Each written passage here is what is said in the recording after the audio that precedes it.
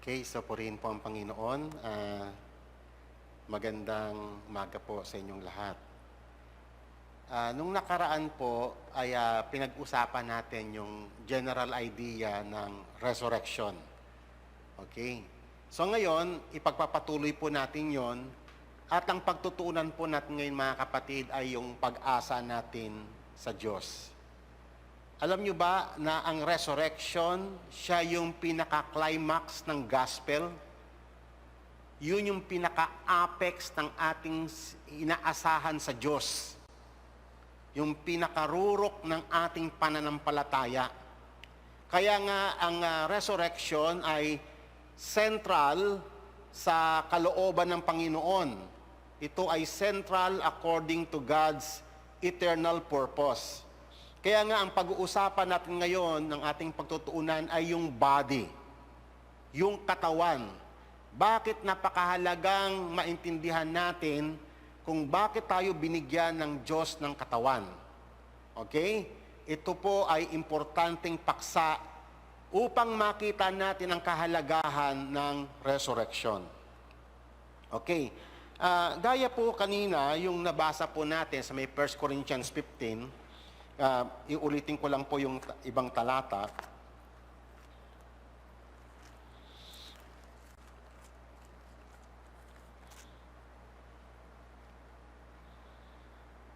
Sabi niya rito sa may verse 12, "Now if Christ is preached and He has been raised from the dead, how do some among you say that there is no resurrection of the dead?" Even nung first century Christian ay controversial na yung paksa ng resurrection. Hindi lahat naniniwala na mayroong resurrection from the dead. May mga grupo sa panahon natin ngayon na hindi naniniwala na mayroong resurrection, bodily resurrection. Okay, so kinakailangan maging malinaw sa atin ito. Ito po ay integral part ng pagtuturo ng Panginoong Hesus.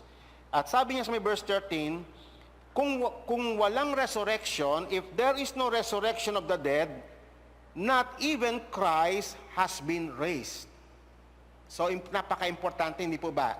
Kasi kung wala na tayong aasahan, kung hindi naman pala nag-resurrect si Christ, so bakit pa mag-aasa tayo ng resurrection from the dead?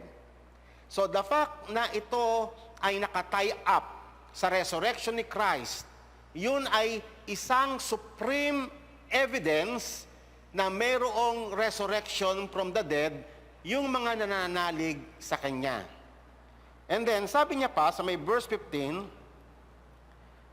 "Moreover, we are even found to be false witnesses of God, because we testified against God that He raised Christ, whom He did not raise. In fact, the dead are not raised." So, lilitaw na lahat ng pagtuturo ay para bang pinapaasa mo lang yung tao sa wala naman palang dapat asahan. Amen? Kaya nga po mga kapatid, makikita po natin, ang doctrine ng resurrection ay ito ay napakahalaga na component ng pagtuturo ng Ebanghelyo. Kasi dito nakapaloob yung pinaka-core ng ating sinasampalatayanan. At lilitaw pa, sabing ganon, if the dead are not raised, even Christ was not raised. If Christ has not been raised, your faith is worthless. Amen? Walang silbi ang inyong pananampalataya. Mag-uwian na lang tayo kung wala rin lang resurrection from the dead. Wala naman pala tayong aasahan eh. And then, you are still on your sins. So kung walang resurrection from the dead, kaawa-awa tayo, we are the most miserable men. Kasi wala na pala tayong hope, wala na tayong future. So, then, those who have fallen asleep in Christ have perished. So, pag namatay pala tayo, lahat ng mga believers, we will all perish. Kasi wala naman palang resurrection. Amen? So nakikita nyo pa lang dito sa mga mahalagang tanong na ito ni Apostol Pablo sa kanyang mga argument ay kitang-kita natin yung kahalagahan ng resurrection. Okay? If we have hope in Christ in this life only, then we are of all men most to be pitied. Amen? So, kaya nga mahalagang pag-uusapan natin ngayon yung hope natin kay God. Importante ang hope. Ang hope ay integral part ng ating pananampalataya. Pero mga kapatid, we have to understand this, na ang hope ay meron siyang present reality at meron siyang future realization.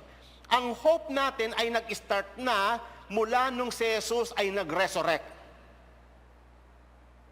We have a living hope, sabi nga ni Apostol Pedro. We have a living hope. Bakit? Bakit tayo may buhay na pag-asa? Dahil si Jesus ay nabuhay na mag-uli. Okay? So yung hope natin na to kay Kristo ay hindi lamang sa panahon ngayon hanggang sa kanyang muling pagbabalik. It is a present reality as well as a future realization. So, sabi nga kanina, if the hope we have in Christ is limited only in this life, then we are of all men most miserable. Tayo na yung pinaka-nakakaawang tao. Kasi pag namatay pala tayo, magpe-perish lang tayo. Doon na yung ending mo sa may graveyard, yung magdi-disintegrate na yung mga laman mo. Babalik ka na sa alabok at wala ka ng pag-asa. Hanggang doon na lang. Alam nyo ba ang kamatayan natin? Ang kamatayan ng tao ay ito po yung humiliated yung ating body. Yan po ang katotohanan tungkol sa kamatayan. Mamamatay kang gano'n, magdi-disintegrate ka na, kakainin ka ng uod hanggang sa yung mga organisms mo babalik na doon sa lupa, mag-merge na sa kung saan siya nagmula. Kaya nga kung wala yung doctrine ng resurrection, hanggang doon na lamang yung future ng tao, then dead end. Pero hindi gano'n ang ebanghelyo. Hindi po gano'n. Kaya nga tayo mahalaga mga kapatid na maintindihan natin yung inaasahan natin kay God. Yung death is not the end of us. Naintindihan po ba natin yon? Death is not the end of the believer. Yes, lahat tayo mamamatay. Lahat tayo dahil sa ating kaugnayan kay Adan, lahat tayo ay babalik sa alabok. Pero hindi yun ang end natin. Merong malaking hope na naghihintay sa atin. At ito yung completion kapag naganap ito, that is the completion of the justice of God. Na i-render ni God yung kanyang hustisya. Na igawad niya at na i-restore niya ang lahat pabalik sa kanyang original purpose. Kasi kung walang resurrection from the dead, even God is frustrated. Bakit? Hindi na-accomplish yung purpose niya eh. Lilitaw na si God, wala siyang kapangyarihan na gawin yun. So hindi niya nabigyan ng justice yung kanyang katarungan. Hindi niya nabigyan ng justice ang kanyang righteousness. Yung kanyang love, yung kanyang mercy. Kaya lahat ng ito ay nakaugpong doon sa kanyang finished work kay Christ. So doon sa tinatawag na resurrection ni Christ. Yun ang pinaka-turning point ng lahat ng kasaysayan, lahat ng events sa ibabaw ng lupa, doon naganap sa resurrection ni Christ. At ito yung umpisa natin. At ang conclusion nito ay sa kanyang muling pagbabalik. Kaya nga, if we deny the resurrection of the dead, is also to deny that Christ is risen. Malinaw po yan sa scriptures, hindi po ba? Pag dininay ng isang tagapagturo, pag dininay ng isang believer, yung resurrection from the dead, dinidinay mo si Christ, dinidinay mo yung kanyang resurrection, dinidinay mo ang faith, at dinidinay mo ang gospel. Tama po ba? Nasa may Biblia po ninyo yan. And also you deny the hope of eternal life. Yan po ang nakakalungkot na kwento, kasasapitan ng lahat ng hindi nananalig sa resurrection ni Jesucristo. Man is doomed. Kawawa naman siya. Doomed na siya forever. Magpe-perish na siya. Wala na siyang aasahan. He will go on repeating his sin hanggang sa siya ay mamamatay. Pero ibang-iba mga kapatid, yung maintindihan mo yung gospel. Kaya mahalaga maintindihan natin mga kapatid na bakit importante ang resurrection. Kasi ganito, nung tayo ay pinanganak sa lupa, tayo, whether you like it or not, whether you admit it or not, tayong lahat ay konektado kay Adan. At hindi lamang sa katauhan ni Adan, tayo ay connected sa kanyang kasalanan at sa kanyang kamatayan.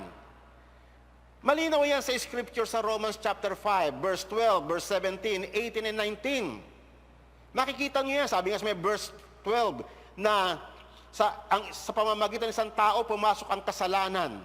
At ang kasalanan, sa pamamagitan ng kasalanan, pumasok ang kamatayan, at ang kamatayan ay nag-spread sa lahat ng tao. Nakita niyo yung kaugnay natin kay Adan? Yan ang minana natin kay Adan. Yung kahinaan ng laman sa kasalanan, yung kasalanan at ang kamatayan. Yan ang mga minana natin kay Adan. We are all connected. Kaya nga lahat tayo ay namamatay. Lahat tayo ay prone to sin. So ngayon, sinabi pa na sa pamamagitan ng offense ni Adam, naghari ang kamatayan sa lahat ng tao sapagkat lahat ng tao ay nagkasala. Sinabi pa sa may verse 18 na yung offense niya, sa pamamagitan ng offense ni Adan, dumating yung judgment sa lahat ng tao resulting to condemnation. Ibig sabihin, lahat tayo ay subject sa condemnation kung wala yung ebanghelyo. Kaya nga po good news hindi po ba? Dinil doon yung condemnation, dinil doon yung judgment. Instead na tayo yung i-judge, ang ginudge ng Panginoon yung kasalanan sa atin, yung kamatayan. Okay? Kaya nga mga kapatid, tatandaan po natin, in Adam, lahat ng tao ay nagkasala at lahat ng tao ay mamamatay as a consequence of sin. Okay? Lahat ng tao in connection kay Adan are doomed for destruction. They will perish forevermore. They have no hope and they have no future. Amen? Kahit na anong attempt nila na sinasabi nilang progress sa mundong ito, actually, there is no progress. Kasi lahat ng tao ay aabutan ng kamatayan. Naalala ko nga yung nabasa ko sa isang article ni Rosdoni about resurrection. Ang science kasi, ina-attempt ng science na pag-aralan papaano hahaba ang buhay ng tao. Paano mako-conquer yung death. Nasa mind dyan ng mga scientists. So noon pa ito itong pag-aaral na to sa mga speakers sa mga university, mga scientists. Yung isang scientist, nagkwento siya ng kanilang mga endeavors, papaano makonquer yung death. Kaya lang alam mo, napoprostrate na sila. Kasi, sa dami ng kailang mga research, yung kailang pinagtrabahuan, pinagpaguran, pinagpuyatan, ang laking effort, expenses lahat, para ma-experiment, paano habang buhay ng tao. Kaya lang yung mga scientists namamatay din. So yung hindi nila ma-accomplish yung kailang target na makita yung pag-progress ng life. They were hindered by death. Hindi nila matapos-tapos yung research because all men were prevented by death. Amen. So, samantalang sa may gospel, ino-offer ito na ang death ay na-conquered through Christ. At may pag-asa na ang tao, may progress na ang tao, may future na siya, mayroon na siyang hope. Amen pa ba? So, Kaya nga mga kapatid, pag pinag-usapan natin ang resurrection, maintindihan nyo kung bakit mayroong time at kung bakit mayroong history. Kaya pala binigyan tayo ng panahon ng Diyos. Nagkaroon ng napakaraming kasaysayan ng daigdigan. Saan papunta ang lahat ng iyan? Ang ending ng lahat ng kasaysayan, ng lahat ng event ng tao, ay doon sa glorious event na tinatawag na resurrection. Doon papunta ang lahat. Kasi yun ang climax, yun yung pinaka-grand apex ng justice ng Panginoong Diyos. Kaya nga, time and history, kung wala si Christ, it is a frustration. Anong silbi ng maitala mo ang mga history? Ang lahat namatay, lahat ng mga bayani namatay, lahat ng mga great men namatay, lahat ng mga biblical men namatay. Anong sense doon kung walang resurrection? Naiintindihan niyo po? Anong sense noon kung walang resurrection? Kung wala naman palang aasahan, yung panahon umiinog lang siya nang wala naman pala siyang aasahan, wala siyang future. So there is no progress. Ang tao will go on repeating and repeating his sins over and over again. Yung cycle of sin ay patuloy na iinog sa buhay ng tao sapagkat wala siyang pag-asa. He is doomed forever kung si Adan lang ang aasahan ng tao. Amen. There is no progress. Why? Because there is no hope for man. Ngayon, mga kapatid, ito ngayon ang importansya ng resurrection. At dahil si Jesus ay nag-resurrect, yung buhay natin, yung panahon natin, yung kasaysayan natin, at lahat ng event ay hindi mauuwi sa frustration, bagkus realization. Magkakaroon siya ng progress. Magkakaroon ng future ang tao, ang mankind. Magkakaroon ng tinatawag na pag-asa, buhay na pag-asa. Why? Kasi yung cycle of sin was broken kay Christ. Yun ang inaccomplish niya sa kanyang first coming doon sa may cross ng Calvary. Namatay ang kamatayan sa pamamagitan ng kamatayan at muling pagkabuhay ni Jesus. Sinettle mismo doon yung death na naghihinder sa tao na mag-progress. Sinettle once and for all yung death. Kaya nga yun ang sabi sa may 1 Corinthians 15 sa latter part. O death, where your sting? O death, where is your victory? Hindi na magpapatuloy yung kamandag ng kamatayan sapagkat na-address na siya. Death was arrested, sabi nga nung kanta kanina. Kung pinakinggan po natin yung mga lyrics noon, sabi roon, man is lost without hope. Diba? Hindi niya alam yung place to begin, sabi nung kanta kanina. Hindi niya alam. Pero kay Christ ngayon, meron ka ng new beginning. Kasi meron ka ng hope. Meron ka ng ground to move forward. Okay? So, nung kay Christ, na-break yung cycle of sin at hindi lamang yung cycle of sin, kung hindi pati yung tie mo kay Adam. Kasi yung time mo kay Adam, kaya ang tao namamatay. Kaya nga si Jesus ay dumating as the second Adam, the life giver.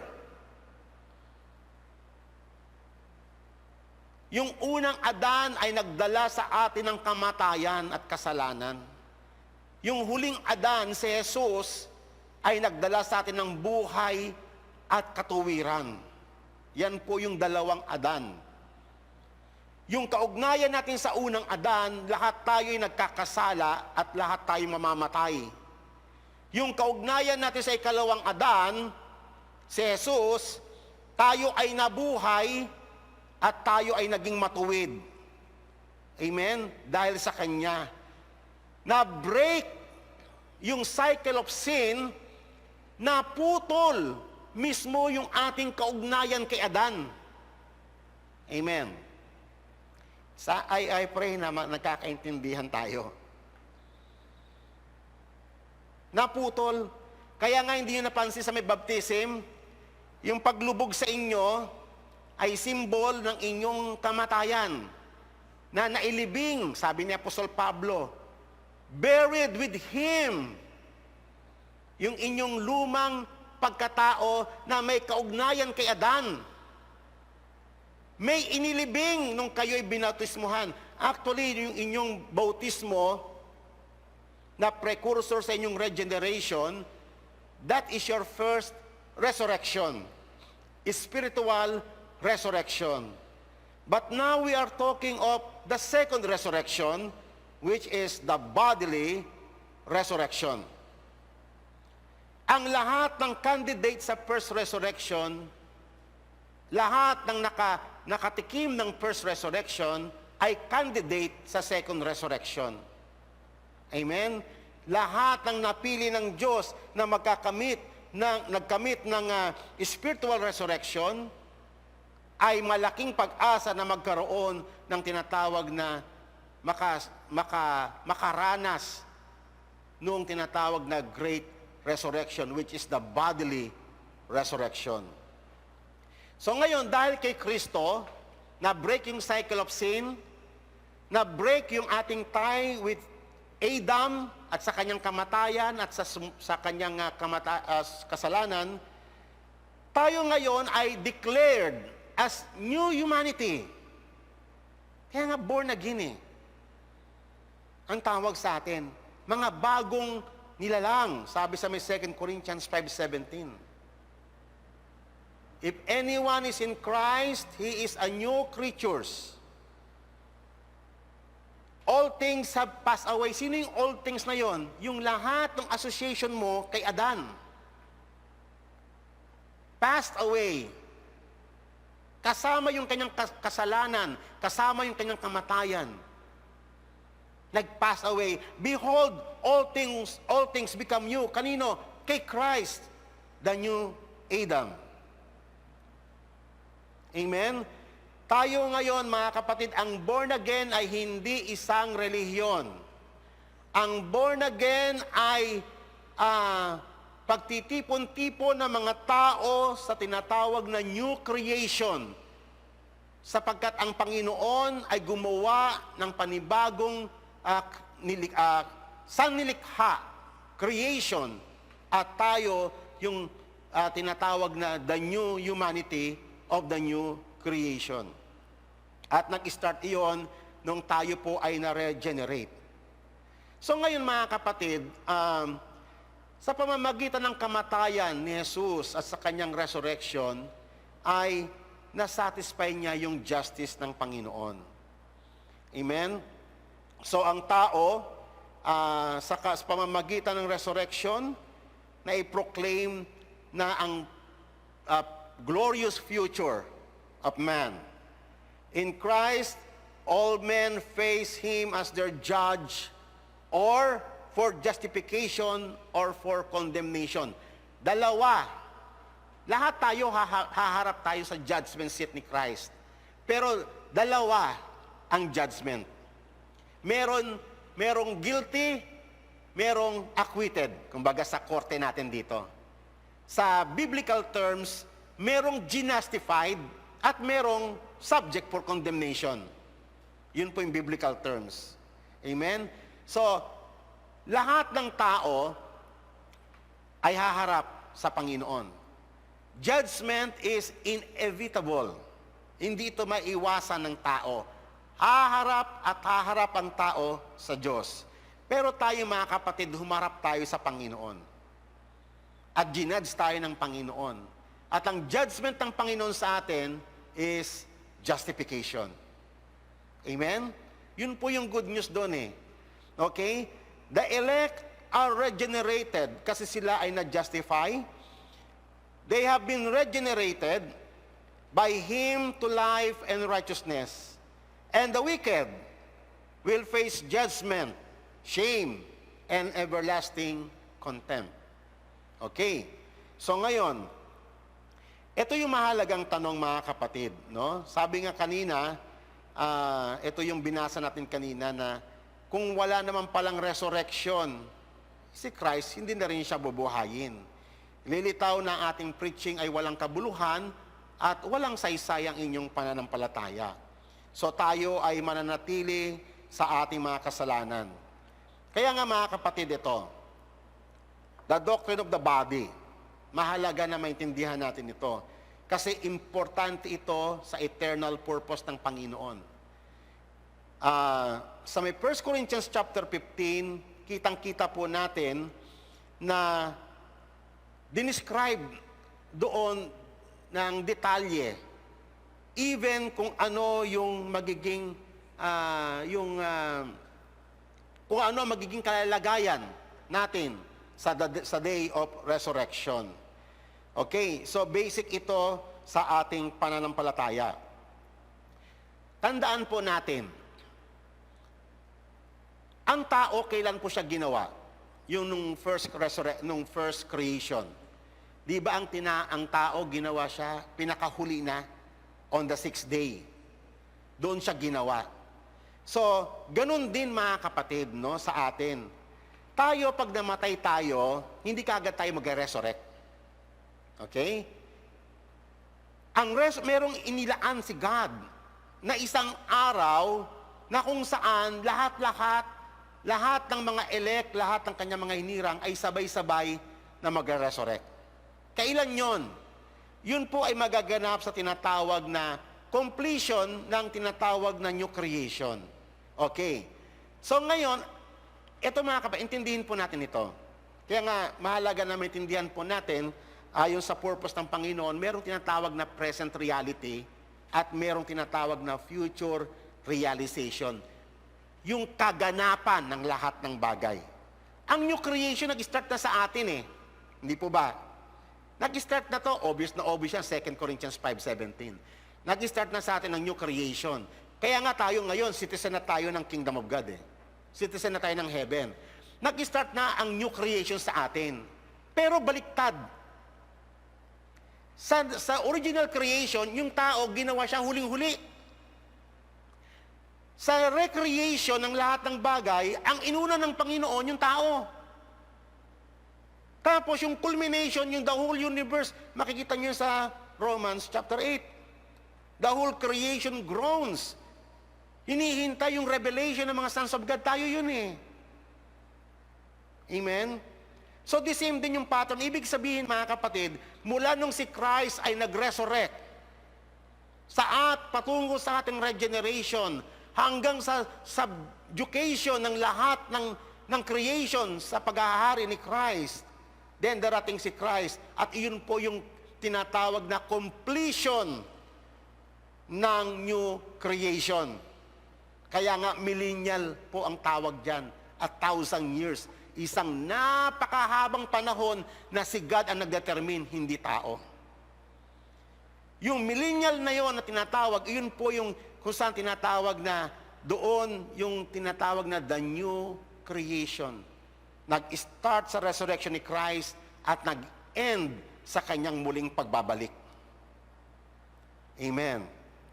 So, kaya nga, the new creation, which begins with the second Adam, si Jesus po yun. Doon nag-start ang new creation. At nagpatuloy ito habang tayo tinatawag ng Panginoon at nire-regenerate hanggang sa masubdue ni Christ ang lahat ng bagay sa ilalim ng kanyang paghahari. Malinaw po yan sa may Bible. So, yun po ang direction ng kasaysayan. And when the new heavens and the new earth are created totally anew, na bago na ang lahat ng bagay, then our bodies are resurrected as the culmination of the new creation. Amen. So, ganun po ang takbo ng ating pong kasaysayan. At ganun po ang takbo ng ating pag-asa. Amen. So, yun po ang pinaka-culmination. Kaya mahalaga yung ating ginagawa ngayon, mahalaga yung ating regeneration ngayon, mahalaga yung ating mga yung ating pananampalataya, yung pagtahak natin sa landas na tinuro ng Panginoon. Sapagkat ang lahat ng iyan ay mayroong patutunguhan. Amen? Doon sa ating ultimate hope.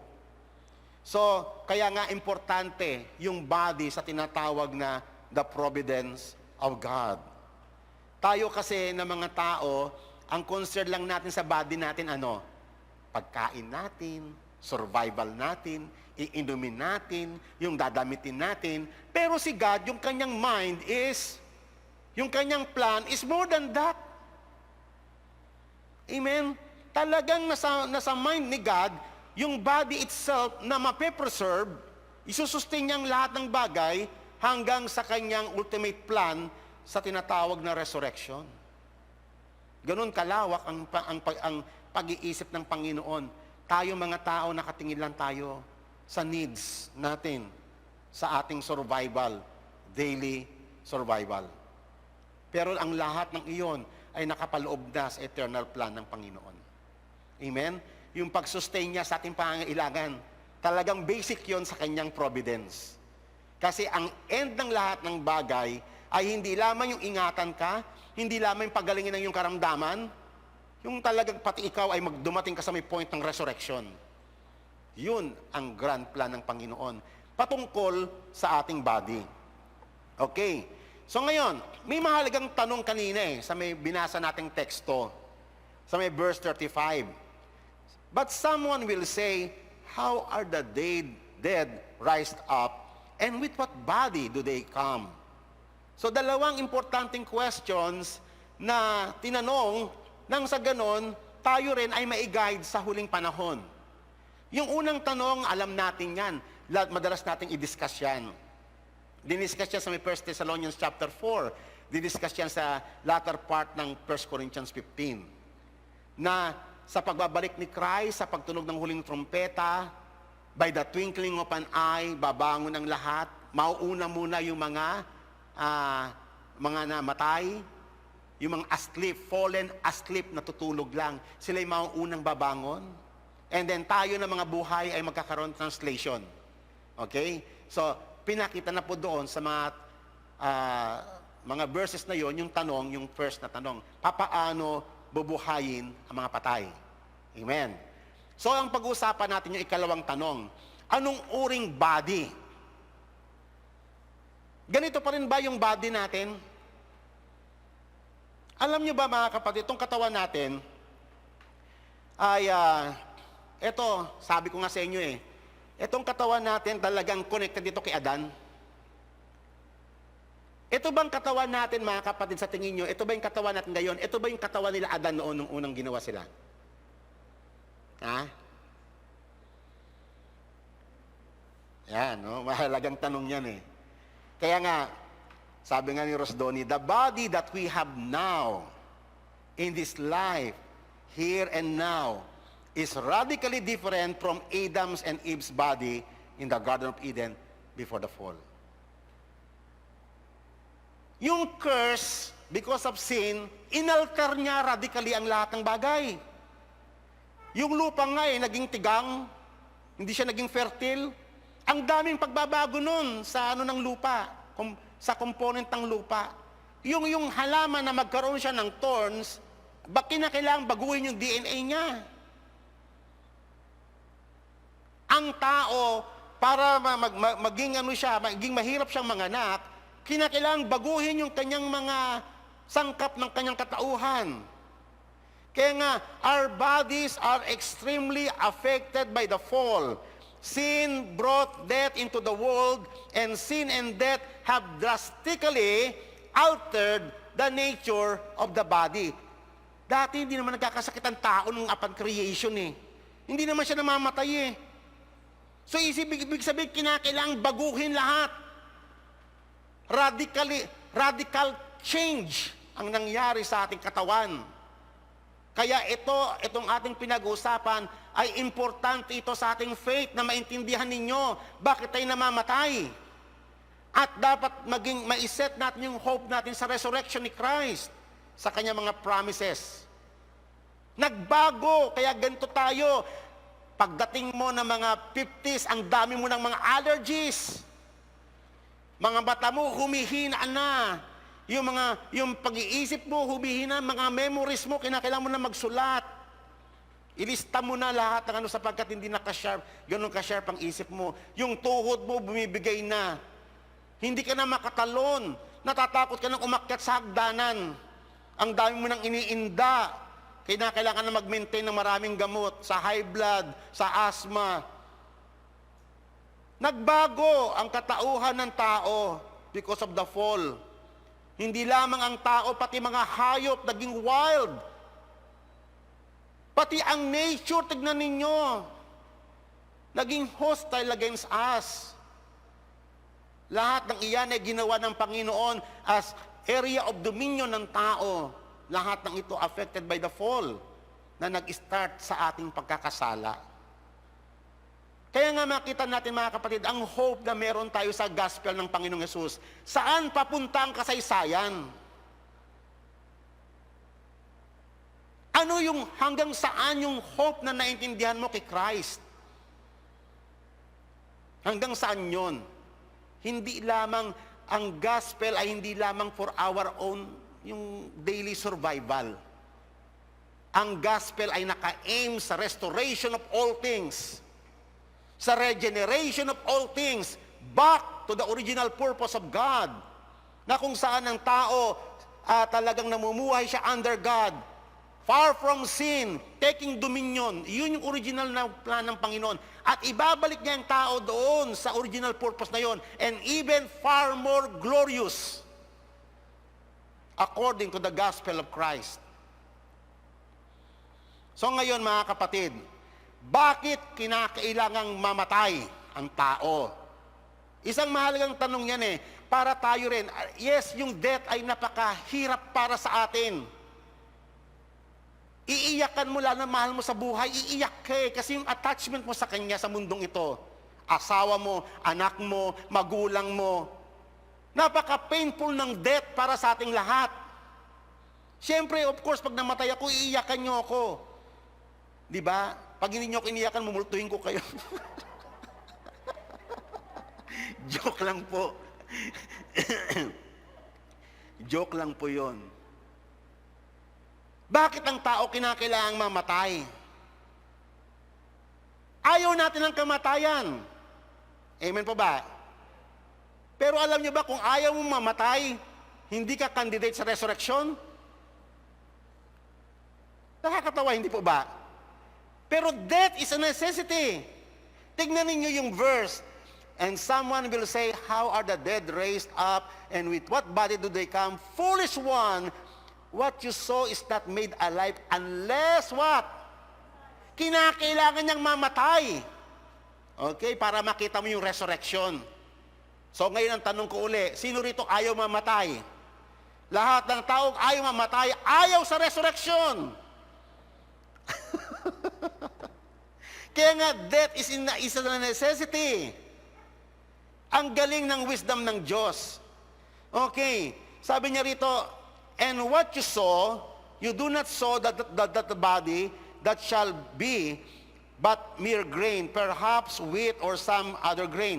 But God gives a body as He pleases to each seed with its own body. Merong body na naiprepare si God para sa atin. Kakaibang body, far more than sa body na ito. Dito sa katawang ito, kita mo, napaka-desperate natin. Amen? Yung buhok mo, kulot, gusto mong umunat. Yung unat mong buhok, gusto mong pakulutin. Maputi na yung complexion mo, gusto mong pumuti pa. O yung iba na ba nagpapabilad sa araw para umitim siya. Binigyan ka na agad ng ilong, desperado ko sa ilong mo, gusto mong tumamos yung ilong mo. Napaka-desperate natin sa mga bagay na binigay ng Panginoon. Lahat na ng rektoke, pinagkagugulan natin ng napakalaking halaga para lamang ma-alter yung ibinigay ng Diyos sa atin. At ang tawag natin doon, fashion. Hindi naman po masama yun.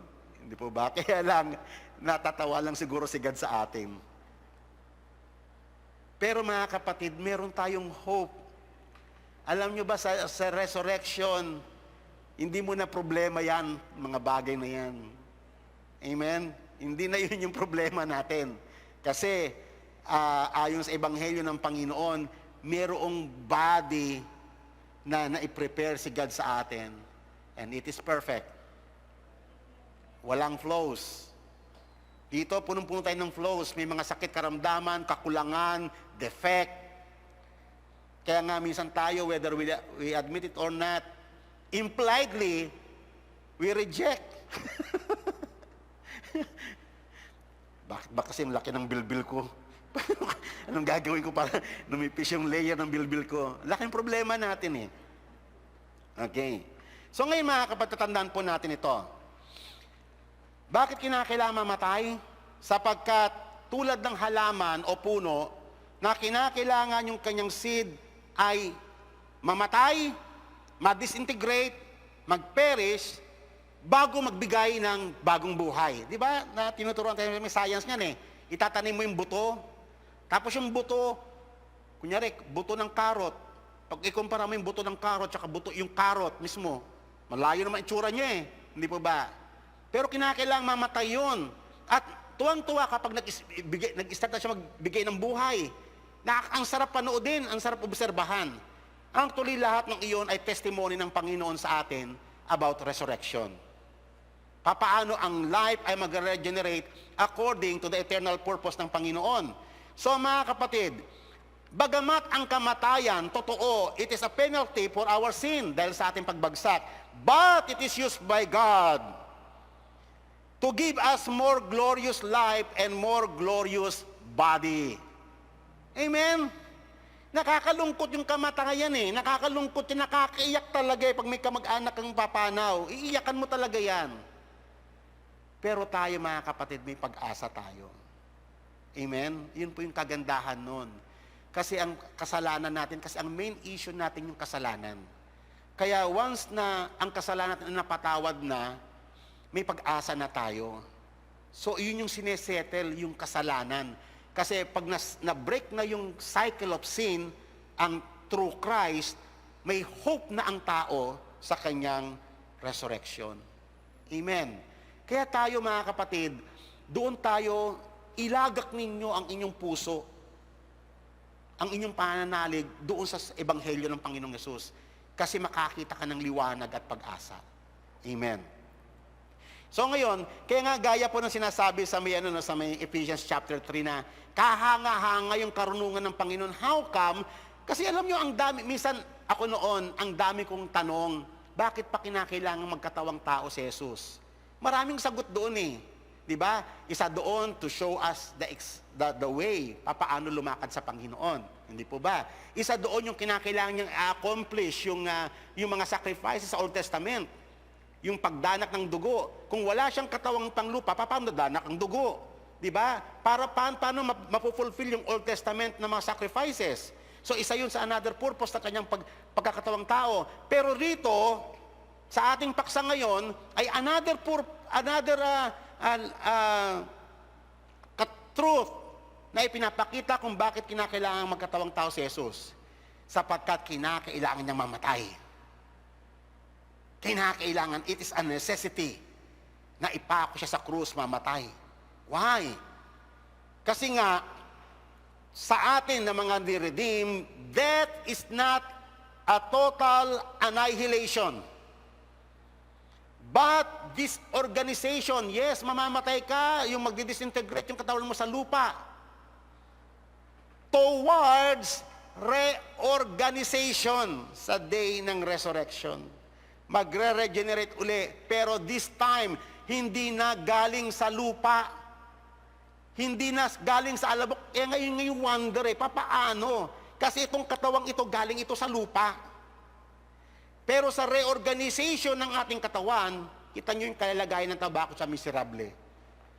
Pag nagkasala siya, naputol yung kanyang kaugnayan kay God, naputol yung buhay, naghiwalay yung kanyang katauhan, buhay pa lang siya, hiwalay na yung kanyang soul, yung kanyang body. Nung namatay siya, lalo na naghiwalay, nagkalaroy-luray na ang kanyang katawan. Sa atin, iba na ang kwento natin, nagkaroon ng reunion, yung ating buong being, body and soul, every atom ng being natin, nagkaroon ng reorganization, nagkaroon ng reunion. Lalo na sa Day of Resurrection, magre-reunite ang body and soul. Pero ibang body na siya, yung naiprepare ng Panginoon. Kaya pala, naalala ko sa may Hebrews chapter 10, sinabi yun ni Jesus specifically nung pinufulfill niya yung burnt offerings and sin offerings, sabi niya, Thou hast prepared me a body. At itong body na to ay ino-offer ko sa iyo, sabi ni Christ. Kaya pala, yung ganun yung eksaktong word, kasi we are talking about the doctrine of the body.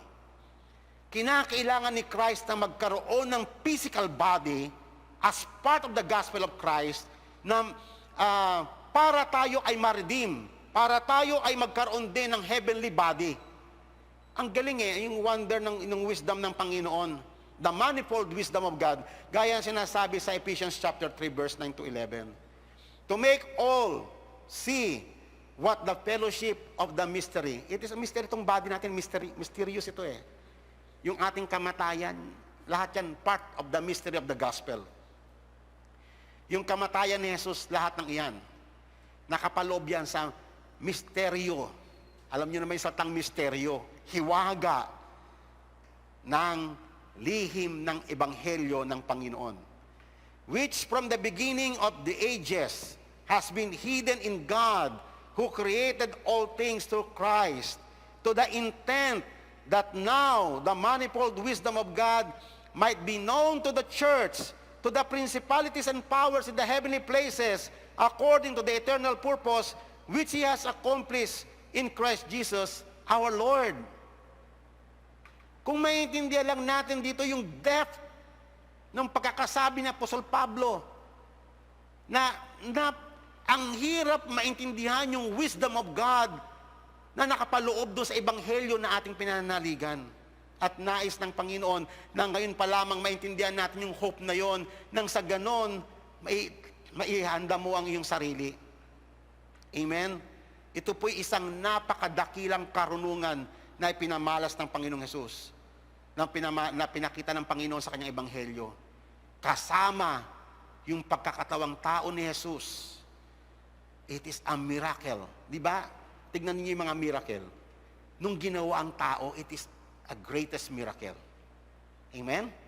Biro mo, galing ka sa alabok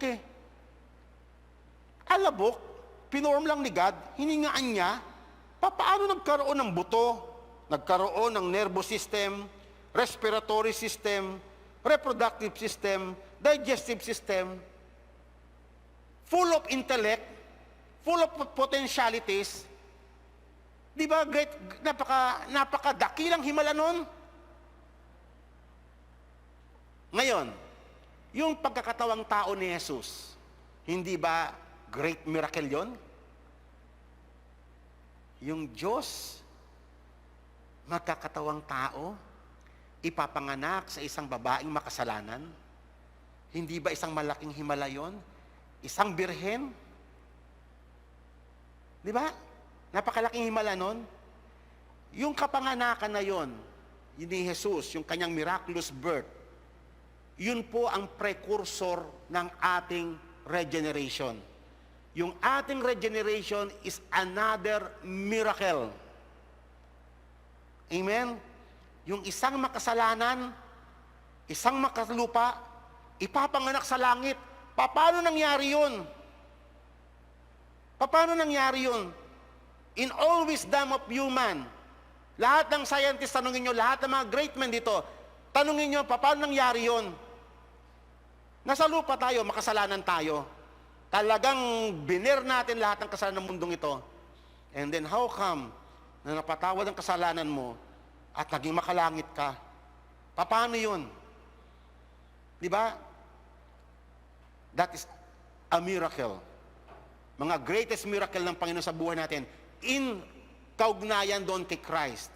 Pero ang culmination ng miracle na ito, mga kapatid, ay sa pamamagitan yung bodily resurrection na gagawin ng Panginoon. Sapagkat The body is quickened, made alive by the powers of God as the ultimate display of His miracle. Yun na po ang pinaka-grand climax. Itong katawan natin, nasa lupa na, di ba? Parang nung una, si Eva Tadan, galing sa lupa. How come? Di ba nakakapagkataka kayo na nung una nga lang, gulat na gulat kayo, paano nabuo yung lupa, nagkaroon ng mga organism, nagkaroon ng mga chemicals, paano nabuo tayo? Di ba? Sa resurrection from the dead, ganun din.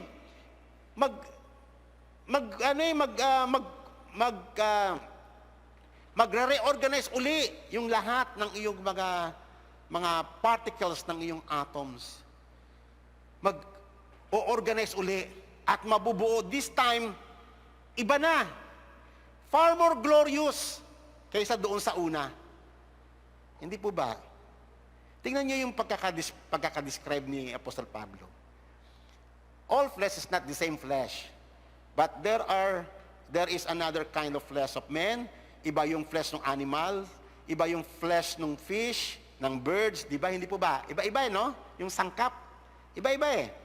Pero, iba rin yung glory ng mga bagay sa langit, yung mga buwan, di ba? Mga Jupiter, yung mga planets, araw, earth. Iba rin yung kanilang glory. And then, iba rin yung glory ng bituin. So, also in the resurrection of the dead, the body is sown in corruption, and it is raised in incorruption. It is sown in dishonor. It is raised in glory. It is sown in weakness.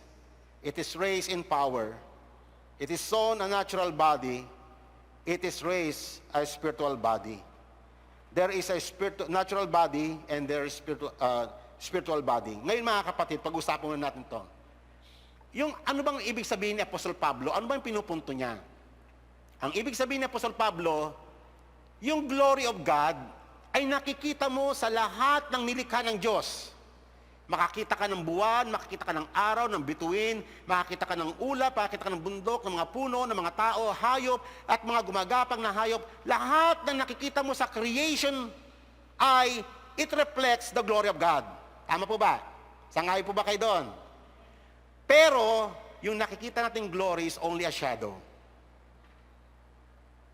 Hindi pa siya yung fullness. Ang sinasabi ni Apostle Pablo the day of resurrection, ay makikita na natin yung fullness ng glory of God. Na makikita na natin na parang sinlinaw ng salamin, sinlinaw ng tubig, crystal clear. Kitang-kita na natin ang glory ni God sa lahat ng kanyang nilikha, lalong-lalo na sa may katawan na ibibigay niya sa atin. Amen. Okay. So ngayon mga kapatid, tatandaan po natin, in the final creation will far surpass the original one. For it will show us the fullness of the glory of God. So yun po ang pinaka-objective ng Panginoon. I-display niya yung kanyang signs and wonders, yung kanyang miracle, at yung ultimate, yung restoration ng lahat ng bagay, at ipapakita na ng Panginoon yung fullness ng kanyang glory. Kaya nga, doon nga sa Book of Revelation, sa latter part, sinasabi doon, makikita mo na si God face to face, para makikita mo na, kasi nakita mo na yung, na-reveal na yung fullness ng glory ng Panginoon sa lahat ng kanyang nilikha. Okay? So, the resurrection body is beyond our imagination. It is beyond. Hindi mo siya kayang ma-imagine. Kasi ganito, no? Yung fall natin, matindi yung effect sa atin. Ganito, kumbaga ang tao kasi meron siya tinatawag na actuality at potentiality. Yung potentiality mo, iyan yung ano yung mga katangiang ibinigay ng Panginoon sa'yo. Yun yung potentiality mo. Kaya lang, hindi mo naaabot yung potentiality mo because of the fall. magkaiba yung potentiality mo doon sa actuality mo, yung piniperform mo ngayon. In terms of many things. Wisdom, knowledge, skills. Kumbaga ito yung potential mo, ito lang ikaw. Parang ganyan, ang layo. Because of the fall. Sa resurrection ng lahat ng bagay, ganyan na siya. Makikita mo na yung totoong ikaw. The fullness of the image of God in us.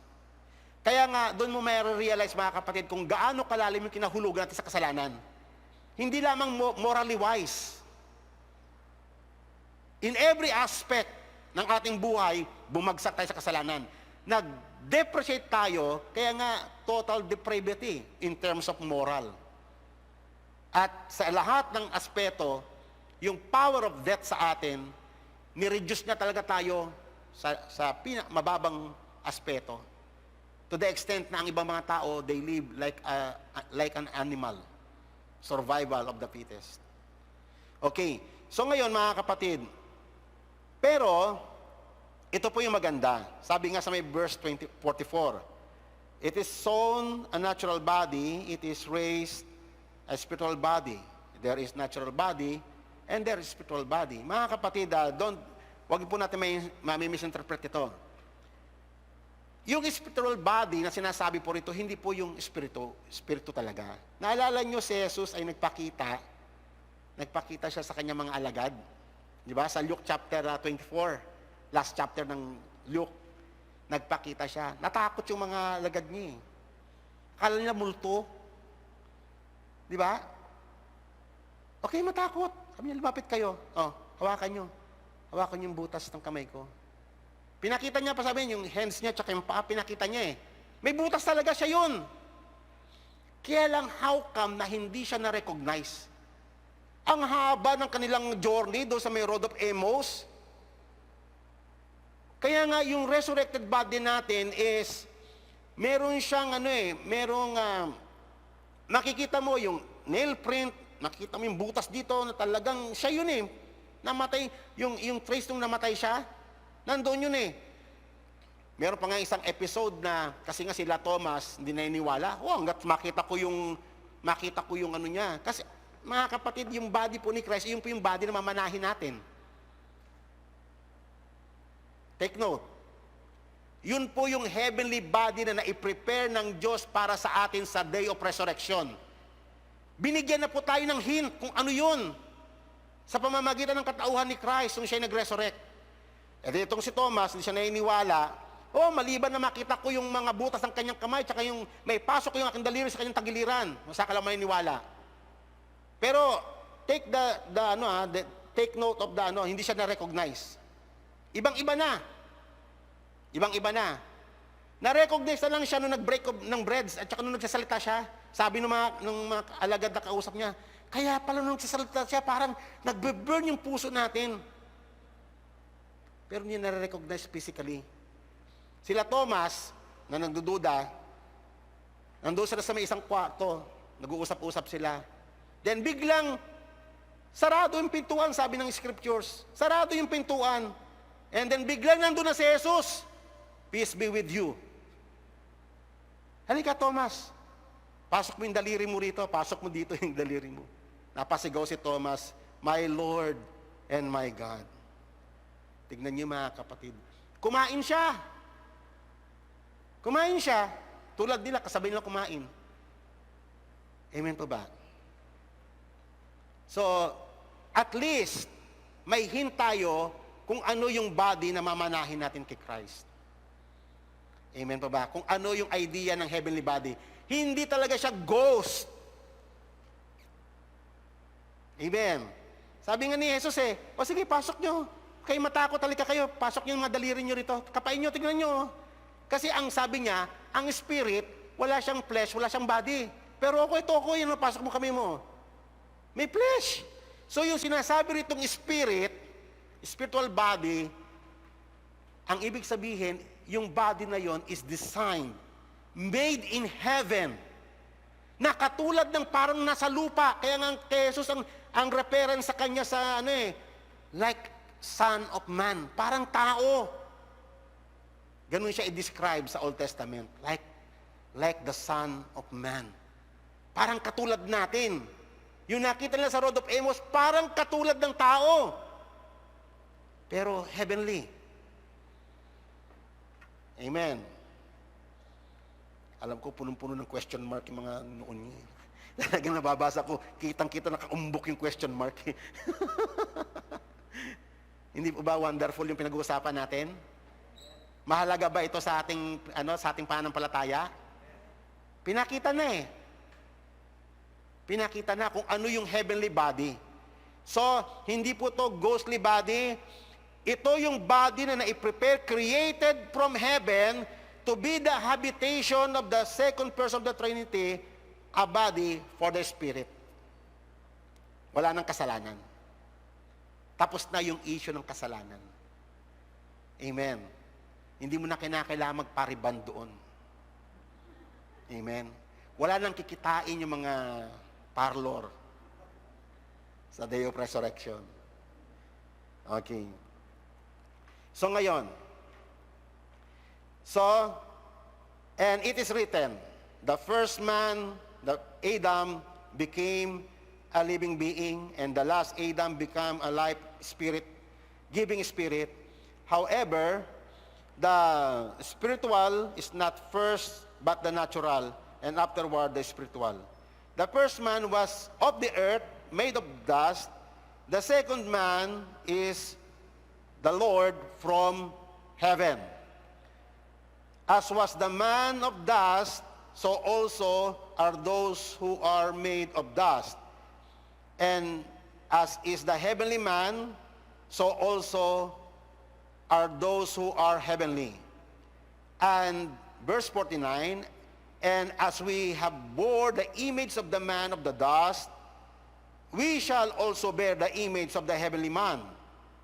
Kaya nga ito ang sinasabi ko, sabi ni Apostol Pablo sa may verse 50, that flesh and blood cannot inherit the kingdom of God. Ito kasi, hindi ito fit doon sa naiprepare ng Panginoon. Amen? Hanggang lupa lang talaga ito. Kinakailangan niya talagang mamatay. Kaya nga, no death, no resurrection.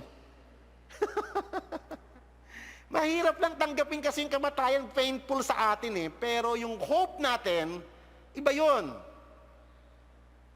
Amen. Nakakalungkot. Ano bang sinasabi ng verse na to? Ang sinasabi nito ay, etong katawan natin is man of dust. Ito yun. Talagang babalik talaga sa alabok eh. Pero merong body, heavenly body, na i-portray yun nung si Jesus ay nag-resurrect. Actually, yun yung body na yun na nai-prepare ng Panginoon para sa ating lahat. Amen. So, yun po, ibeber natin the same. Ang linaw, hindi po ba? Kung papaanong na-bear natin itong katawang ito, yung man of dust, we shall also bear the image of the heavenly man. Si Jesus po yun. So, ipinakita na po yan. Okay. So, presently our body is now conformed to the fallen world. Yan po yung katotohanan. Sa ngayon, andito pa tayo sa katawang ito, waiting sa ating pagpanaw. Parang, alam nyo kasi, yan yung mga kasabihan eh. Huwag yung pag-usapan yung kamatayan, ano ba naman kayo? Huwag yung pag-usapan yan. Kasi alam nyo kung bakit ayaw nilang pag-usapan, kasi nga wala silang makitang hope. Akala kasi nila yung death is an end. Pero sa atin, ang death is not an end. It is a glorious transition sa eternity. Amen? Maghihintay ka. Kaya nga ang Kristiyano, pag namatay siya, ang tawag siya sa may Bible, asleep. Fallen, asleep. Samantalang ang wicked, pag namatay, dead. Yun ang term sa may Bible eh. The dead will be judged according to their deeds. Yun ay terminology ng biblical terminology ni God para sa mga wicked. Dead. Pero ang Kristiyano, pag namatay siya, fallen, asleep, natutulog lang. Amen. Amen po ba? Kaya nga, pag namatay po ako mga kapatid, Ha? Para wag ko kayong dalawin, ano pang gagawin ninyo? Joke lang po yun, joke lang po. Okay, so lahat tayo mamamatay, but ang kagandahan nun meron na tayong pag-asa. Iiyak tayo for the meantime because of the pain, yung attachment natin. Pero the rest, mag-dwell tayo sa hope na meron tayo kay Christ. Okay, kasi presently our body is now conformed to the fallen world. Accepted natin yan.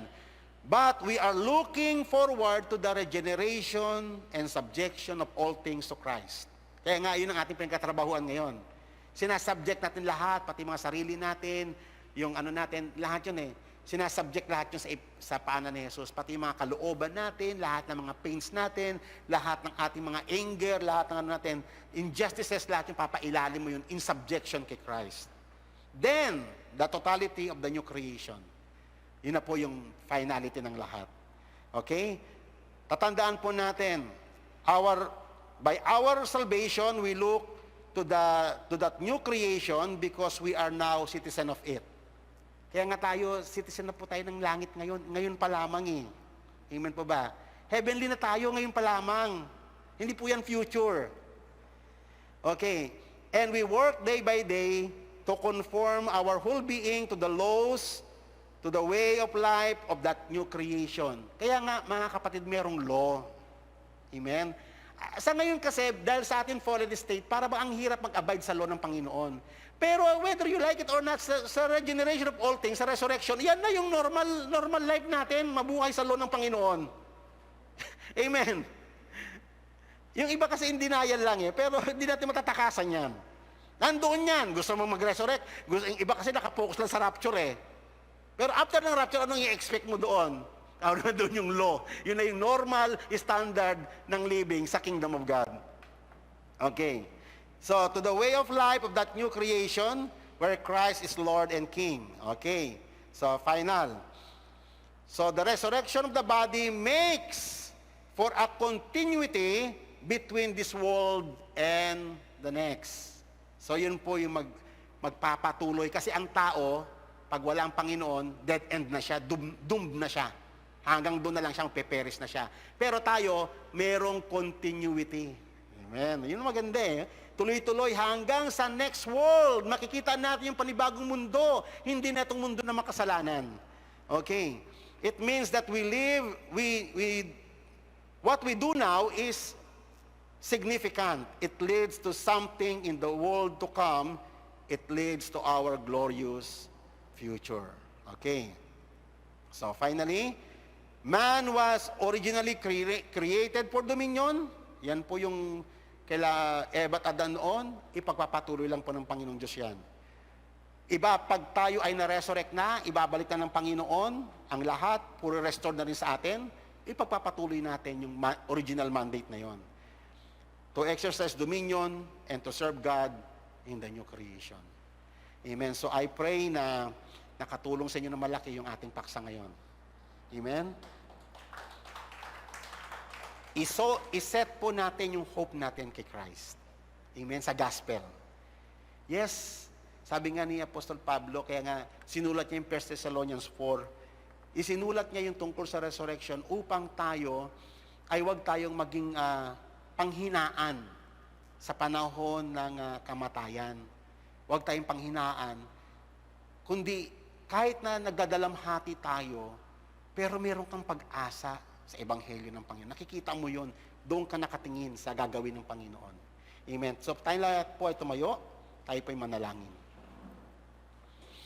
Hallelujah. Salamat po, Panginoon, sa iyong Ebanghelyo.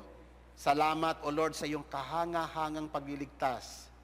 Salamat, Panginoon, sa iyong paghahayag ng iyong hiwaga, sa iyong napakalaking karunungan na ipinamalas mo sa pamamagitan ng kamatayan at muling pagkabuhay ni Jesus.